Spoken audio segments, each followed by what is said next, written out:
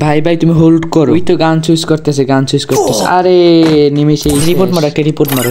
ওরে ভাই, ওরে ভাই কি মারলো ভাই, ওর স্নাইপিং দেখছো? ওরে গান চুজ করে নেমে মেরে যায়। ও ওরে আমি কল্পনা করতে পারি এরকম হ্যাকার পাবো, মানে বাইরে location hack, headshot hack, sniping hack সব লাগাইনি হালারপুরতে। হ্যালো এবারে কি অবস্থা এন্ড কেমন আছো তোমরা সবাই? আজকে আমাদের ম্যাচে একটি হ্যাকার পড়ছে পিসিতে, মানে এটা বিয়ে র্যাঙ্ক খেলতে স্টার্ট দিচ্ছি, এটা হ্যাকার পড়ছে, ঠিক আছে? তো আমি মানে কখনো কল্পনা করতে পারি এরকম হ্যাকার পড়বে। তো ফুল ভিডিওটি শুরু করছি, তোমরা ফুল ভিডিওটি এখানে দেখো। আমাদের স্ক্রিন রেকর্ড করতে কিন্তু মনে ছিল না, আমাদের যখন হ্যাকারের কাছে মাইর খাইছি, যখন টের পাইছি যে হ্যাকার পড়ছে, তখন কিন্তু আমরা স্ক্রিন রেকর্ড করা শুরু করছি।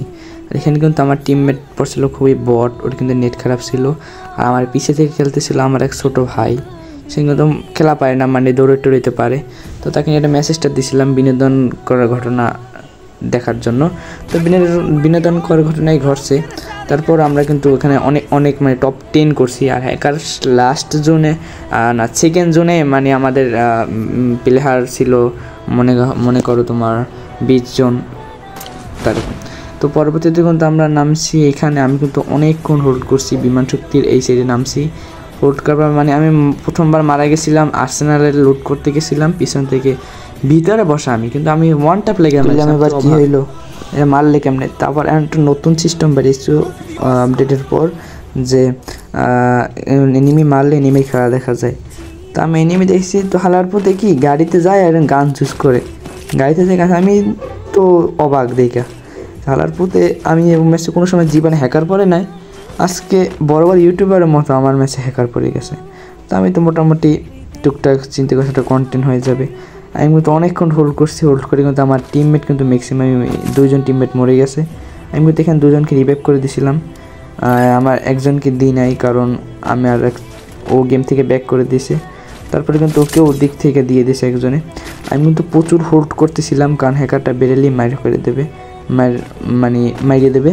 তো পরবর্তীতে কিন্তু আমি এখানে হোল্ড করতে দেখি এনিমি, এখানে দেখো তোমরা, মানে এখন অনেক জুন আছে, এনিমি কিন্তু আমাদের মাত্র অল্প কয়টা।